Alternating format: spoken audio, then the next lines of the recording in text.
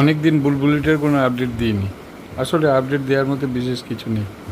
এখন বুলবুলিটা বিরক্ত, খুব খিদে পেয়েছে বোধহয়, তাই ছটফট করছে, এরকম চিৎকারও করছে। আয় আয় আয় আয় আয়, টয়লেট করলি? টয়লেট করলি কেন?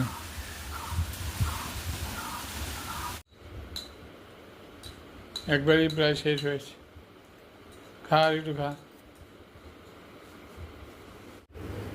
এখনও কলা খাচ্ছে।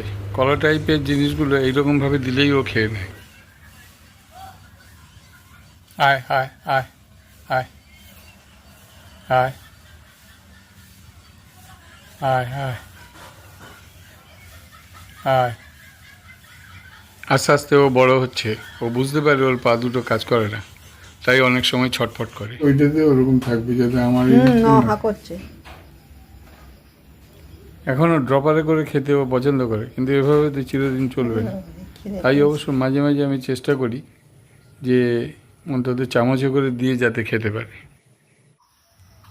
ওর খাওয়া শেষ হয়েছে, এবারে ওর সাথে একটু সময় কাটাচ্ছি। চিৎ করে শুইয়ে দিয়েছি যাতে কিনা ও নিজে নিজে একটুখানি নিজের পালকগুলো পরিষ্কার করতে পারে। অবশ্য আমিও সময় সময় করে দিই, তবে ওর সময় কাটার সাথে সাথে আমারও কিছু সময় কাটছে, সন্দেহ নেই। ওকে নিয়ে খেলা করছে, ও খেলা করে যাচ্ছে। মা যখন পরিত্যাগ করেছে, বুলবুলিটার শরীর ঠিক না এটা জেনেই ওকে নিয়ে এসেছি। তবে আমি ভাবিনি একেবারে দুটো পা খারাপ আছে।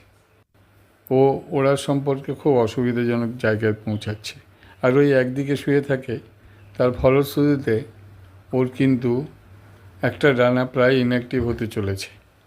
যাই হোক, কিছু করার নেই, এভাবে চলুক, দেখা যাক কী হয়। ওকে নিয়ে কি 24 ঘন্টা থাকা সম্ভব?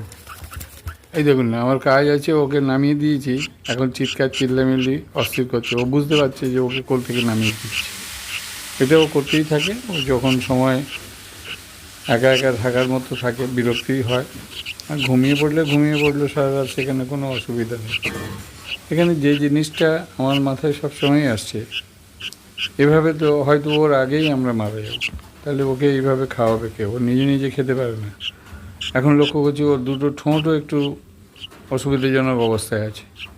যাই হোক, এখন এভাবে ওকে থাকতে হবে, বাঁচতে হবে, দেখা যাক, পরবর্তী আপডেট পরে দেবো।